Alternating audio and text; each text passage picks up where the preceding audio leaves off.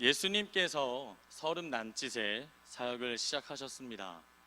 그리고 그 사역을 시작한과 동시에 예수님의 주변에는 정말 많은 사람들이 모여들기 시작했어요. 소문에 소문을 듣고 예수님이 베푸신 놀라운 기적과 이적의 소문을 들어서 수많은 사람들이 모여들기 시작합니다.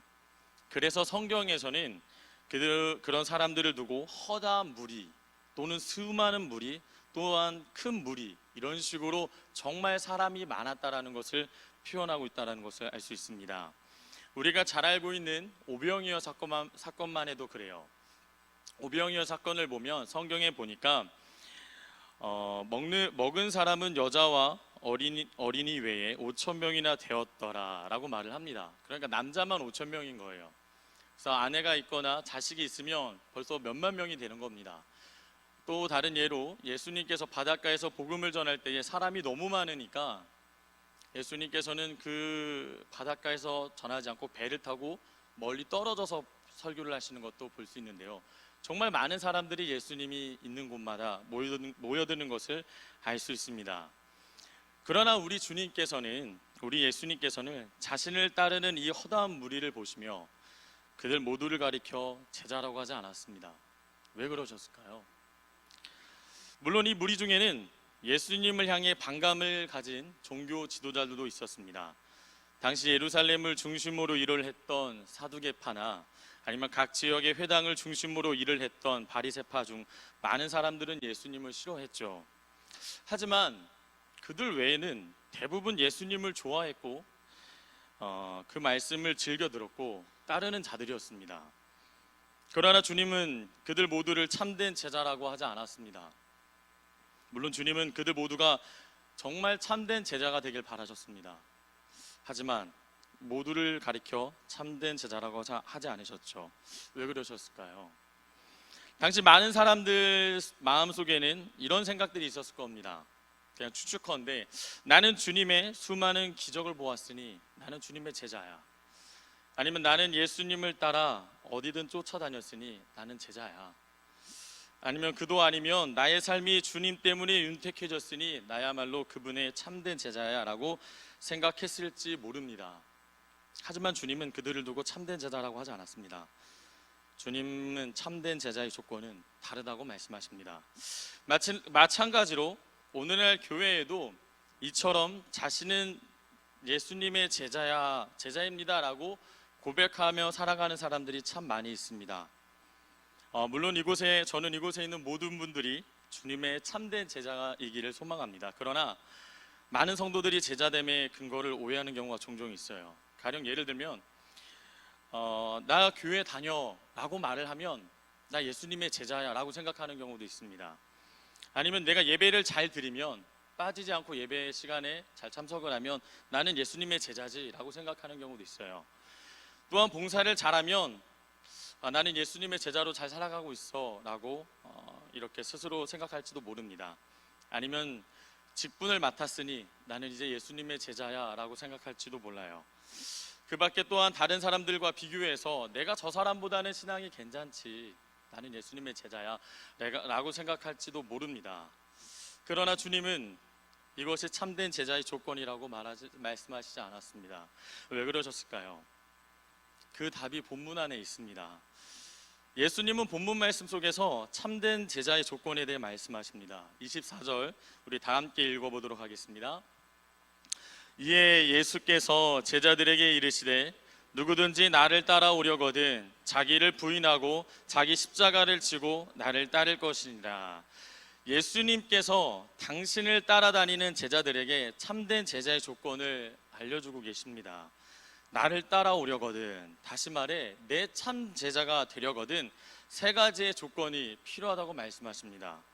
먼저는 자기 부인이며 그 다음은 자기 십자가를 지는 것이며 마지막으로는 주님을 따르는 것입니다. 여러분들이 예수님을 주로 고백했다면 이제는 말이 아닌 행동으로 보여주어야 될 때입니다. 주님의 참된 제자라고 고백한다면 그 고백이 여러분들의 삶 가운데 증명이 돼야 됩니다. 다른 무엇보다도 주님의 말씀에 순종해야 됩니다. 다시 말해 하루하루 자신을 부인하고 자기 십자가를 지고 주님을 따라야 하는 것이죠. 그래야 참 제자인 것입니다. 제가 예전에 사역했을 때 한 청년이 저에게 상담을 요청해 왔어요. 전도사 때였죠. 근데 뭐 어떤 상담이었냐면 자신이 회사에서 겪은 일을 저에게 이렇게 설명하는데, 어느 날 회식 자리였다고 합니다. 회식을 하러 갔는데, 이제 이전에는 자기가 술도 먹고 유흥을 즐겼지만 예수님을 제대로 믿기 위해서 그 모든 것들을 거절했대요. 저는 이제 먹지 않겠습니다.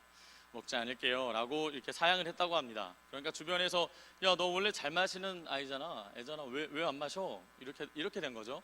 그럼에도 이제 저는 이제 교회 다니고 이제 안 마시지 않겠습니다 라고 딱 말을 했대요. 그렇게 해서 잘 넘어가는데 갑자기 어떤 한 분이 이렇게 말을 했다고 합니다. 야, 나도 교회 다녀. 너도 마실 수 있어. 정말로 나 교회 집사야. 그리고 나 지금 성가대도 하고 있어. 우리 평택중앙교회 지사님 성가대 하시는 분들이 의미하는 게 아니고요. 어쨌든 그렇게 말을 했다고 합니다. 그 말에 적잖이 당황을 했다고 그래요. 과연 이런 분들이 솔직하게 또 진솔하게 말해서 참된 제자일까요? 여러분, 참된 제자는 그 삶 속에서 자신을 부인해야 합니다. 그리고 자기 십자가를 지고 주님을 따라야 됩니다. 믿으십니까? 단순히 교회를 다니고 내가 직분이 있다고 해서, 내가 봉사를 한다고 해서 제자가 아니라는 겁니다. 아니라는 거예요. 그럼 여기서 말하는 자기 부인은 무엇입니까? 자기 중심에서 하나님 중심으로 전환되는 것을 의미합니다. 그러니까 내 욕심과 욕망, 그 밖에 내가 정말 중요하게 여겼던 모든 것들을 내려놓고 주님을 따르는 거예요. 일부만 내려놓는 것이 아닙니다. 일부만 부인하는 것이 아니에요. 주님, 이 삶 가운데 이 정도만 내가 부인할게요. 그게 아닙니다. 주님이 요구하시는 것은 전부를 부인하는 것입니다. 베드로가 오늘 말씀의 배경이 되는 그 장면 중에, 베드로가 마태복음 16장 15절에 이렇게 주님께 고백합니다. 이르시되 너희는 나를 누구라 하느냐 하니까 베드로가 대답하여 이르되 주는 그리스도시요 살아계신 하나님의 아들입니다라고 말을 해요. 그런데 곧 이어서 베드로가 꾸지람을 듣습니다. 그 이유가 뭐냐면 16장 23절에 이렇게 말씀하세요. 주님께서, 예수께서 돌이키시며 베드로에게 이르시되 사탄아, 내 뒤로 물러가라. 너는 나를 넘어지게 하는 자로다. 네가 하나님의 일을 생각하지 아니하고 도리어 사람의 일을 생각하는도다. 베드로는 주님을 그리스도십니다라고 고백했고 하나님의 아들이라 고백했지만 자신을 부인하지 않았고, 그 순간 하나님 중심이 아닌 자기 중심으로 말했기 때문에 주님 앞에 꾸지람을 들은 거예요. 예수님은 제자들에게 참된 제자는 그래서 자기 부인하는 것이라고 정확히 말씀해주고 계시는 겁니다. 나러 페니라는 책이 있어요. 페닌가 제자인가의 저자 카이 아이들먼 목사님은 그의 책 페이지 195쪽에 참된 제자에 대해서 이렇게 설명하고 계세요. 제자는 자신을 부인하고 이렇게 고백할 줄 아는 사람이다. 예수님을 선택합니다. 제 가족이 아닌 예수님을 선택합니다. 돈이 아닌 예수님을 선택합니다. 세상에서의 성공이 아닌 예수님을 선택합니다. 저는 온전히 당신의 것입니다. 술의 쾌락이 아닌 예수님을 선택합니다. 음란함의 흥분이 아닌 예수님을 선택합니다. 대과 같은 집이 아닌 예수님을 선택합니다. 자유보다도 예수님을 선택합니다. 남들의 이목이 아닌 예수님을 선택합니다. 제자는 자신을 부인하고 예수님을 따르기로 매일 선택하는 사람이다. 설령 자신의 전부를 잃는다 해도 그의 결심은 변함이 없다. 그리스도를 위해 자신을 부인하고 희생하는 모습, 이것이야말로 일편단심의 가장 확실한 증거다. 여러분, 무엇보다 참된 제자는 자신을 부인하면서 시작이 됩니다. 주님이 여러분의 삶의 모든 영역에서 주인 되심을 인정하고 주님을 선택하시길 바랍니다. 내 뜻이 먼저가 아닌 주님이 먼저인 것입니다. 다음으로 십자가를 진다는 것은 무엇일까요? 자기 십자가를 지라는 말씀에 사실 제자들은 어안이 벙벙했을 거예요. 왜냐하면 당시에 십자가가 얼마나 무서운 형벌인지 그들은 알고 있었습니다. 얼마나 끔찍한 일인지요. 십자가는 단순히 단칼에 죽는 게 아니잖아요. 그래서 몇 날 며칠 동안 그냥 이렇게 십자가에 매달린 채 고통받다 죽는 형벌입니다. 그런데 이 십자가가 또 어떤 형벌이 같이 겸하여 있냐면, 그 십자가를 지고 죽음의 길까지 걸어가야 돼요. 자신이 죽고자 하는 그 자리에 자신의 십자가를 지고 걸어가야 되는 겁니다. 그러니까 그 길은 평탄한 길이 아니에요. 고난의 길이고 자신이 죽을 수밖에 없는 길인 겁니다. 그런데 주님은 그 길을 걸으라고 하는 거예요. 그러니까 제자들은 뜬금없는 겁니다. 이게 무슨 말씀이시지? 그리고 이내 예수님의 제자로 산다는 것이 얼마나 무게감 있는지를 깨닫게 됩니다. 오늘날 많은 성도님들은 참된 제자의 삶은 만사 형통을 떠올리는 경우가 참 많이 있습니다. 예수님을 제대로 믿으면 모든 것이 잘 풀릴 거야 라고 생각하는 경우가 많습니다. 하지만 성경에는 그렇게 말하지 않아요. 주님을 따르는 제자의 삶은 고난의 삶이라고 말을 합니다. 누가복음 6장 21절 말씀 한번 제가 읽어보겠습니다. 인자로 말미암아 사람들이 너희를 미워하며 멀리하고 욕하고 너희 이름을 악하다 하여 버릴 때에는 너희에게 복이 있도다. 참된 제자로 사는 삶에 대한 고난을 의미하죠. 디모데후서 3장 12절에도 말씀합니다. 무릇 그리스도 예수 안에서 경건하게 살고자 하는 자는 박해를 받으리라. 박해를 받는데요. 너무 명백하게 말씀하고 계십니다. 또한 빌립보서 1장 29절에 그리스도를 위하여 너희에게 은혜를 주신 것은 다만 그를 믿을 뿐만 아니라 또한 그를 위하여 고난도 받게 하려 함이라. 참된 제자는 십자가를 지는 삶입니다. 예수님 때문에, 예수님을 믿는 것 때문에 주변에 불편함을 겪기도 하고 핏잔을 듣기도 하고 무시도 들을 수 있는 거예요. 예수님을 제대로 믿기 때문에. 그러나 그것을 감사함을 가지고 나아가는 것입니다. 그게 바로 십자가를 지는 삶이라는 거예요. 이어서 예수님을 따르는 것은 무엇을 의미할까요? 여기서 따른다라는 말의 원어를 보면 아콜루데이토라는 말인데, 이 시제가 현재 명령형으로 한두 번 따라하는 정도가 아니라 지속적으로 끊임없이 쫓아오라는 강한 명령을 가지고 있습니다. 그러니까 참된 제자는 억지로 가끔씩 그분의 길을 따르는 것이 아니라 정말 마음을 다해서 계속해서 그분을 따르는 거예요. 그게 바로 참된 제자의 삶이라는 겁니다. 물론 우리가 완벽하게 자신을 부인하지 못할 때도 있어요. 또 때로는 자기 십자가를 지기 싫어서 고통으로 신음할 때도 있습니다. 주를 따르는 일에 게을리할 수 있어요. 그러나 여러분 포기하지 마십시오. 참된 제자로 살 것을 거부하지 마십시오. 외면하지 마시고 그 길을 반드시 걸어가야 합니다. 그렇다면 우리가 이러한 참된 제자의 삶을 살기 위해서 어떻게 해야 될까요? 세 가지를 여러분들에게 말씀드리고자 합니다. 참된 제자의 삶을 살기 위해서 내가 할 일은 무엇일까요? 첫째, 참된 제자의 삶을 살기 위해 굳게 결단해야 됩니다. 여러분, 참된 제자의 삶은 그저 되는 게 아니에요.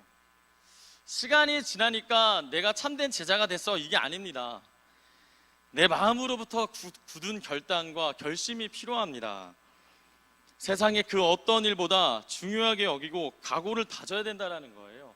그냥 각오가 아니라 내가 이것 아니면 안 됩니다라는 죽기 살기로의 그 각오를 가지고 그 길을 걸어가야 한다는 것입니다. 인도의 어느 마을에서 있었던 실제 이야기입니다. 한 마을의 한 가족이 예수 그리스도를 믿게 되었습니다. 이 일로 인해 마을 사람들은 동요하기 시작했고 매우 화가 난 채로 그 가족을 마을 광장으로 끌고 왔습니다. 그리고는 마을의 추장이 그 남자에게 말했습니다. 만약 당신과 당신의 가족이 믿음을 부인하지 않으면 너희는 오늘 모두 죽을 것이다. 남자는 뭐라고 말해야 할지 또 어떻게 해야 할지 몰랐지만 한 노래의 가사가 떠오르기 시작했습니다. 그 노래는 그가 하나님께 자신의 삶을 드리기로 처음 결단했을 때 작곡한 곡입니다. 그리고 그는 노래를 부르기 시작했습니다. 주님 뜻대로 살기로 했다.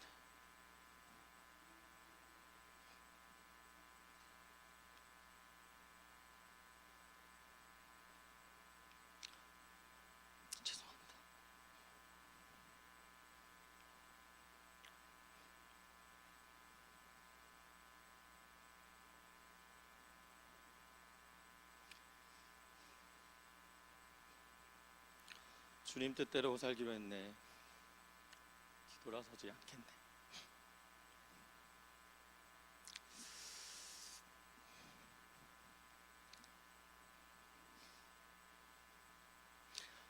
죄송합니다. 네. 그리고 그의 자녀들은 끔찍하게 죽임을 당했습니다. 그에게는 또 다른 기회가 주어졌습니다. 이번에는 그의 아내를 세워놓았습니다. 그러나 그는 그렇게 고백했습니다. 이 세상 사람 날 몰라줘도 뒤돌아서지 않겠네. 그녀가 끔찍하게 죽음을 죽은 이후에 그에게 마지막 기회가 주어졌습니다. 이번에는 자신을 살릴 수 있었지만 그는 여전히 노래했습니다. 세상 등지고 십자가 보내, 세상 등지고 십자가